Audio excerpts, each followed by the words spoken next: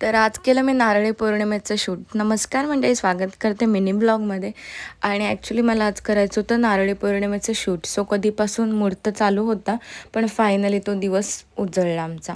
त्याच्यानंतर मग सगळं माझं जेवण वगैरे बनवलं, जेवली वगैरे आणि दुपारी जायला निघाली कांचनताईकडे, कारण शूट ती करणार होती आणि ॲक्च्युली आमचं दोघांचं पण करणार होती.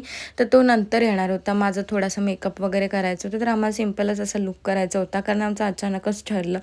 सो मी लगेच आली आणि हे मी ब्लाऊज वेअर केले. खूप सुंदर ब्लाऊज आहे, ॲक्च्युली माझंच आहे, पण मस्त वाटतं. त्याच्यानंतर माझा पहिला प्रॉब्लेम हा की मला लेन्स लावायला खूप त्रास होतो. मी खूप रडते, जशी काय मी माझी वरातच चालले एवढी रडत असते मी.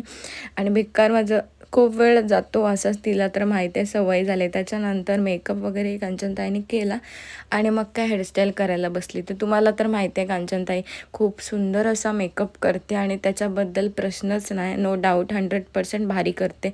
मग काय माझी मस्तपैकी सोय करते. तिला माहिती आहे मला चहा आवडतो, तर संध्याकाळचा मला चहा वगैरे आणून दिला. मी चहा एन्जॉय केला आणि लगेच नवरोबा माझा न्यायला आला मला. मग काय मी तुम्हाला लूक तर दाखवणार नाही, कारण मी फोटोज अपलोड करणार आहे, म्हणून थोडासा सस्पेन्स ठेवला. थोडाफार तुम्हाला दिसला असेल. त्याच्यानंतर आम्ही पहिलं जाऊन तर बुरुम काढून पॅटीस वगैरे घेतले. खूप जास्त भूक लागलेली. मग गेलो वरसोलीला. आम्हाला शूट तिथेच करायचं होतं आणि 4-5 शूट ऑलरेडी चालू होते. नारळी पौर्णिमेचं शूट तर सगळीच करतात आणि कुणाल दादा वगैरे त्यांनी माझं सुंदर असं शूट केलं. सो भेटूया उद्याच्या व्लॉगमध्ये. बाय.